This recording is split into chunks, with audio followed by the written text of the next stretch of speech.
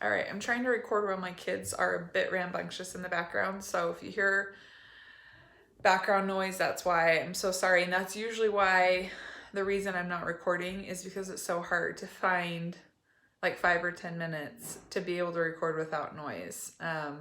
With clients, I think they're used to hearing just a little bit of background noise, but with the video, I feel like it's hard to really focus on a video when you hear kids in the background yelling or laughing or whatever it is. It's just noise. So hopefully once life gets back to normal, it'll be easier for me, more consistent with videos.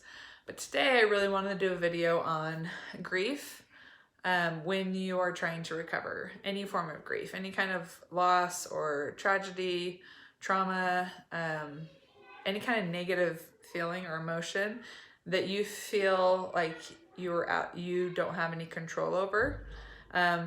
Typically what happens, especially prior to really committing to full recovery, is that you're going to go back to your eating disorder, because when you have an eating disorder, you know exactly how to gain back control.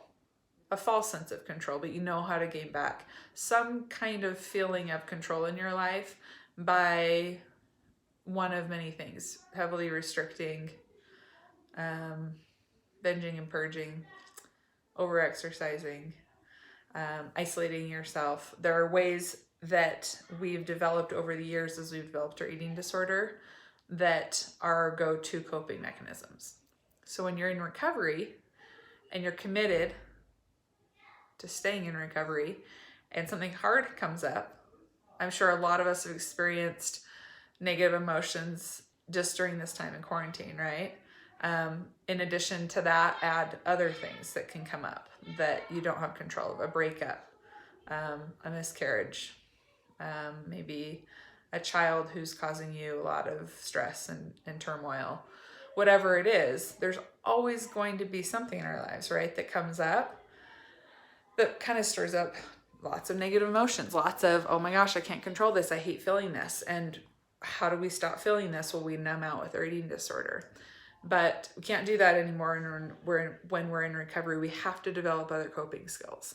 And so I will have clients who, not always, sometimes they blow me away and they're awesome and they don't use it as an excuse at all to go back or to relapse. But sometimes I'll have clients try to.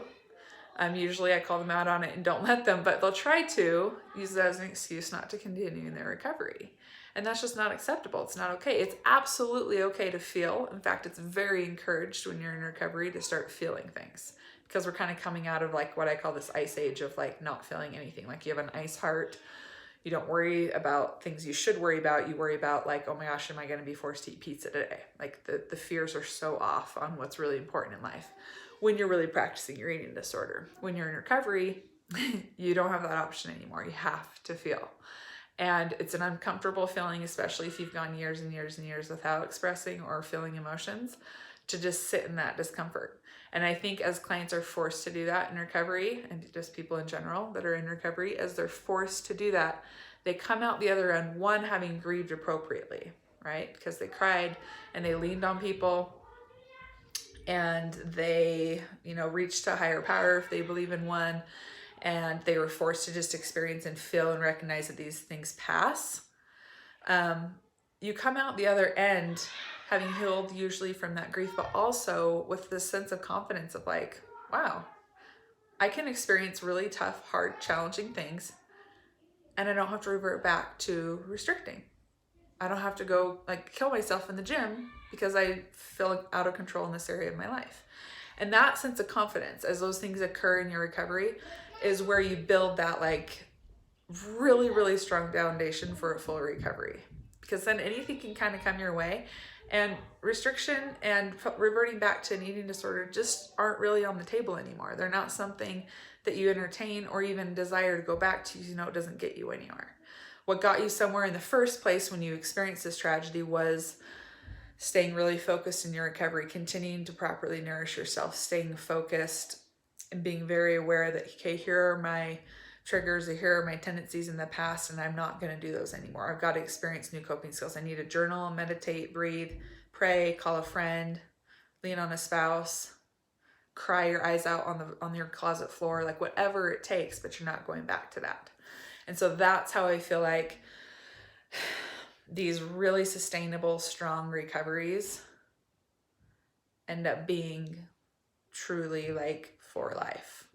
That there isn't this chance of relapse because you experience hard things in your recovery and you know that you can experience them again in the future. So I talk a lot about like being fully recovered. Doesn't mean my life's perfect.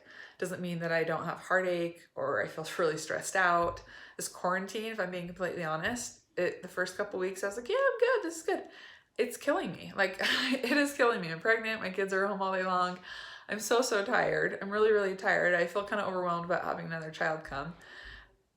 And yet I don't think, maybe the answer is to go back to my eating disorder, or maybe I need to start killing myself physically with exercise. Like those things don't solve any of my problems. So I've kind of had to feel these things. I've cried more than I normally do.